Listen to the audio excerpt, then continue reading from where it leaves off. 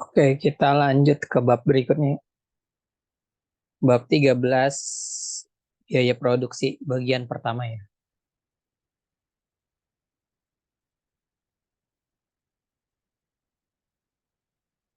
Nah, jadi kita asumsikan bahwa tujuan perusahaan adalah memaksimalkan laba. Jadi tujuan perusahaan swasta itu adalah memaksimalkan laba. Apa itu laba? Total pendapatan dikurangi total biaya. Jadi total pendapatan itu adalah jumlah yang diterima perusahaan dari penjualan outputnya, dari penjualan barang dan jasanya, penerimaannya, dikurangi total biaya. Itu total biaya adalah nilai dari input yang digunakan perusahaan dalam memproduksi barang dan jasa. Itu. Jadi biaya itu adalah bebannya ya. Contohnya kayak beban administrasi, beban operasional, itu. Kalau pendapatan dari total penjualannya ya. Atau dari total pendapatan dari jasa ya. Jadi total pendapatan dikurang total biaya adalah laba atau profit. Jadi tujuan perusahaan adalah memaksimalkan profit. Nah, namun di ekonomi dibedakan ada biaya eksplisit, ada biaya implisit. Biaya eksplisit apa? Biaya eksplisit merupakan pengeluaran uang, contohnya membayar upah tenaga kerja seperti itu. Contohnya kalau biaya eksplisit, kalau kalian lihat laporan keuangan kan ada di laporan laba rugi, kalian lihat itu ada pendapatan dan beban. Nah, bebannya itu merupakan biaya eksplisit. Jadi di beban itu ada biaya administrasi, ada biaya operasional. Nah, itu masuknya ke biaya eksplisit. Jadi biaya yang tertera yang ada di laporan keuangan. Nah, biaya implisit apa? Biaya yang tidak memerlukan pengeluaran uang. Misalnya biaya peluang dari waktu pemilik atau opportunity cost waktu dari pemilik. Contohnya gimana sih? Biaya implisit itu yang nggak ada di laporan keuangan. Jadi nggak tertera di laporan keuangan. Laporan keuangan beban-bebannya itu adalah biaya eksplisit semua. Kalau implisit adalah biaya waktu. Jadi hal yang nggak ada di laporan keuangan, cuman hal itu merupakan biaya yang harus dikorbankan dalam ekonomi. Nah, karena salah satu dari 10 prinsip ekonomi adalah harga adalah apa yang Anda korbankan untuk mendapatkannya. Jadi untuk mendapatkan sesuatu selain mengeluarkan beban kan butuh waktu. Nah, waktu ini juga dihitung sebagai biaya implisit. Nah, hal ini penting untuk keputusan perusahaan. Jadi kan perusahaan ngeluarin laporan keuangan, lihat ada beban-bebannya. Nah, waktu bagi pemilik modal waktu itu adalah uang. Nah, waktunya itu adalah implisit. Contohnya gimana nanti kita akan bahas. Contohnya waktu adalah uang, jadi waktu implisit ya. Contohnya Anda memerlukan 100.000 dolar untuk memulai bisnis. Tingkat bunga bank saat itu 5% deposito ya, 5%. Atau tingkat bunga tabungan. Atau tingkat bunga pinjaman. Nah, misalnya kalian pinjam 100.000 untuk memulai bisnis. Nah, kan bayar bunga pinjaman 5.000 dolar. Dari mana 100.000 kali 5% 5.000. Seperti itu. Ini kalau kalian pakai dari bunga pinjaman. Jadi kalian dapat minjam ke bank dikenakan bunga pinjaman 5.000 dolar. Nah, kalau kalian buka bisnisnya 50-50 gimana? Misalnya 60.000 dolar pinjam ke bank, 40.000 dolar dari tabungan kalian. Jadi biaya eksplisitnya gimana?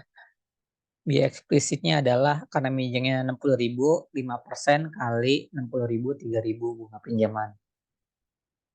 Biaya implisitnya adalah $2.000 dapatnya di mana? Nih, misalnya kan kalian punya tabungan 40.000. Kalau ditabung kalian dapat bunga 5%. Diasumsikan bunga pinjaman sama bunga deposito sama ya. Nah, kalau kalian nabung, kalian bisa dapat 5% dikali 100, dikali 40.000. 40.000 kali 5% 2.000. Seperti itu. Jadi dengan tabungannya kalian pakai, kalian sama aja kayak kehilangan bunga tabungan $2.000 dari tabungan Anda 40.000 karena tabungannya 40.000 dibikin untuk bisnis. Seperti itu. Jadi time is money karena itu ya. Jadi kalau tabungan ditaruh di bank kan menghasilkan bunga ya. Makanya disebut biaya implisit seperti ini. Cuman biaya ini kan seandainya ya. Jadi kalau dalam ekonomi 3.000 tambah 2.000 biayanya implisit tambah implisit 5.000. Jadi bedanya ekonomi sama akuntansi gitu. Jadi kalau akuntansi pendapatan dikurangin biaya eksplisit selesai. Yang biaya di laporan keuangan. Nah, kalau laba ekonomi beda. Dia harus memperhatikan biaya implisit sama biaya eksplisit. Jadi di akuntansi itu mengabaikan biaya implisit. Jadi biaya yang seandainya terjadi. Sehingga laba di akuntansi lebih tinggi daripada laba ekonomi. Seperti itu. Jadi seandainya, jadi kayak biaya implisit itu biaya seandainya misalnya kalian punya duit 100 juta didepositoin 5% per tahun, misalnya bunga bank kan dapat 5 juta per tahun. Nah, duitnya kalian pakai buka bisnis, jadi kalian nggak dapat 5 juta per tahun. Karena duitnya dipakai buat buka bisnis dari bunga deposito.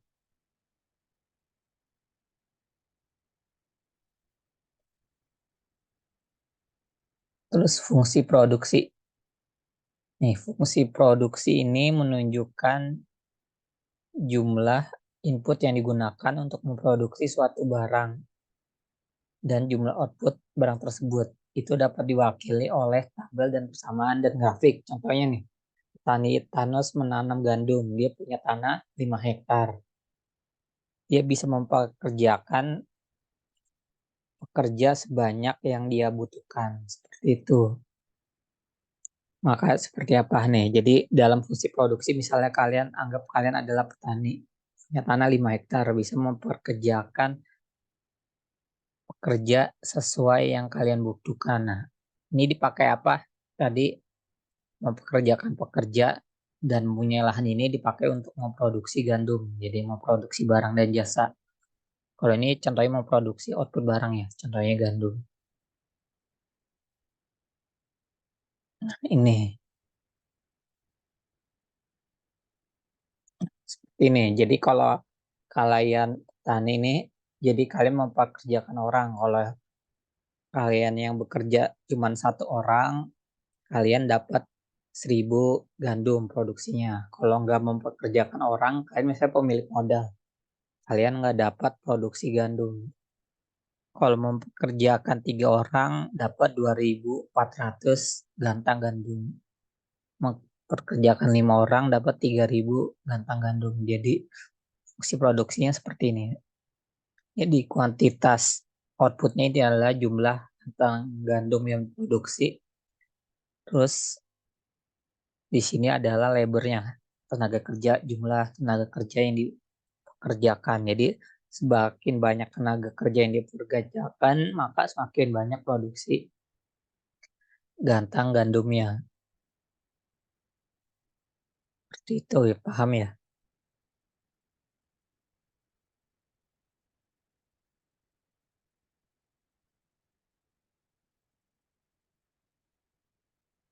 Produk marginal nih.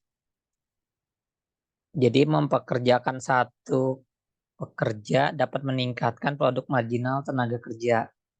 Setiap produk marginal setiap masukan adalah peningkatan keluarnya yang timbul dari tambahan satu unit masukan dan menganggapnya memasukkan lain disebut konstan atau ceteris paribus. Jadi kita di sini ngebahas perubahan output dibanding perubahan tenaga kerja. Rumusnya ini, marginal productivity of labor, marginal tenaga kerja. Jadi perubahan kuantitas dibagi perubahan tenaga kerja.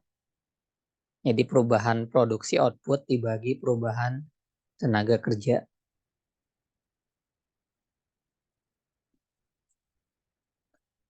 Jadi cara ngitungnya gimana nih?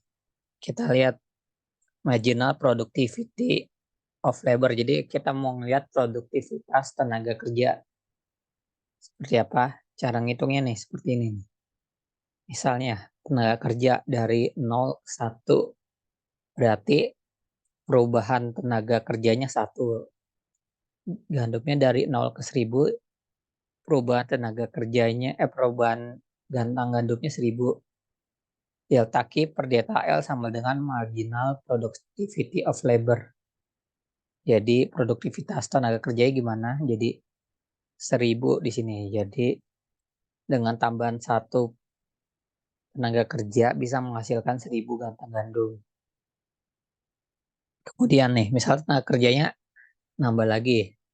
Di sini dari 1000 ke 1800 berubahnya 800. 1 ke 2 tenaga kerja berubahnya 1. Perubahan output 800 dibagi perubahan tenaga kerja 1. Jadi 800 bagi 1, 800. Sama berikutnya, dari 1800 ke 2400 gandum, maka perubahan kuantitas gandumnya 600. Dari 2 ke 3 perubahan tenaga kerjanya 1. 600 bagi 1, 600. Lanjut lagi dari 2400 ke 2800 perubahannya 400. Dari 3 ke 4 tenaga kerja perubahannya 1 jadi 400. Kuantitas gandum dibagi tenaga kerja 1 perubahannya sama dengan 400. Terakhir labornya bertambah 1, produksinya bertambah 200. Perubahan produksinya 200 dibagi 1, perubahan tenaga kerja sama dengan 200. Sini marginal productivity of labor-nya dilihat nih. Marginal productivity of labor-nya makin lama makin berkurang produktivitasnya. Semakin banyak dengan tambahan tenaga kerja. Jadi produktivitas tambahannya maksudnya ya berkurang. Kenapa? Nah ini nih bisa dilihat ya. Jadi marginal productive labor-nya diminishing. Jadi diminis jika tenaga kerjanya meningkat sehingga fungsi produksinya menjadi semakin datar. Nih lihat kan. Tadinya kan fungsi produksi curam yang lama-lama semakin datar. Karena apa? Tambahan 1 tenaga kerja makin lama tambahan produksi outputnya makin berkurang nih. Tadinya 1 tenaga kerja bisa memproduksi 1000. Sekarang 2 tenaga kerja memproduksi 800. Kemudian 3 tenaga kerja produksi 600. Lalu 4 tenaga kerja tambahan produksinya 400. 5 tenaga kerja tambahan produksi 200. Makanya makin lama makin landai.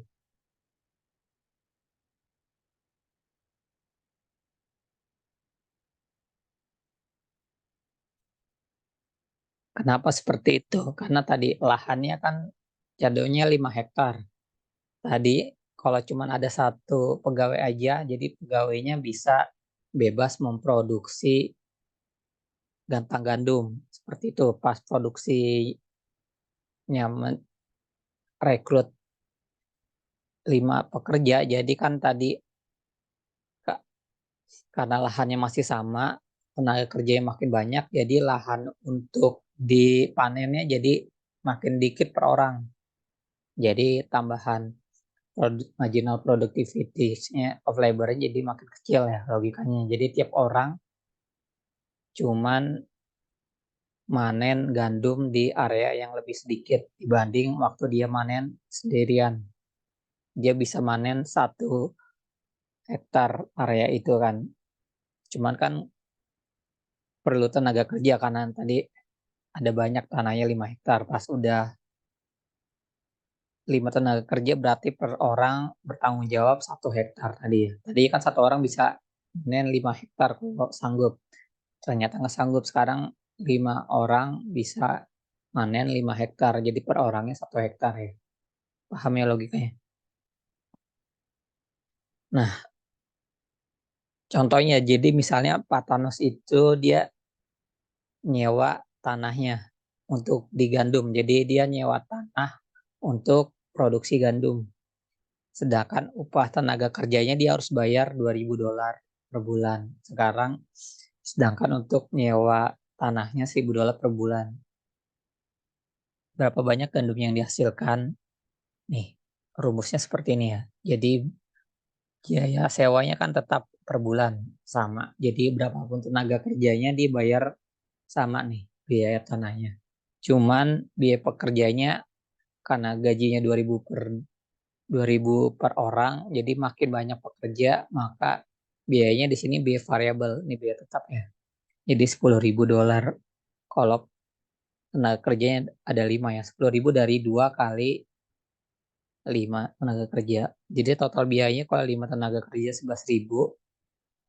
Kalau cuma satu tenaga kerja $3.000. Nah, kalau dia nggak produksi gimana? Dia tetap bayar biaya sewa kalau nggak produksi $1.000. Jadi ini adalah contoh biayanya.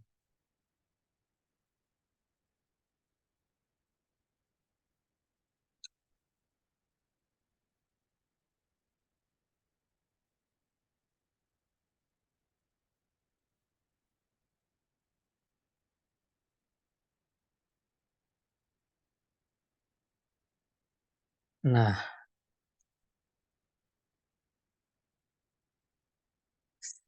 total biayanya seperti ini. Jadi makin banyak yang dia produksi kuantitas gandumnya, maka biaya totalnya makin meningkat. Kenapa jadi semakin curam gini? Karena tadi biaya variabelnya makin lama makin tinggi. Seperti ini. Di awalnya kenapa di sini? Karena mau produksi ataupun tidak produksi dia harus bayar $1.000. Cuman kalau produksinya makin banyak dia harus hire tenaga kerja makin banyak juga. Makanya biaya totalnya makin tinggi. 11.000 kalau dia nggak hire dia tetap bayar biaya sewa 1.000. Kalau produksinya dia 1.000 dia harus bayar biaya totalnya 3.000 ya. Sewa sama tenaga kerja.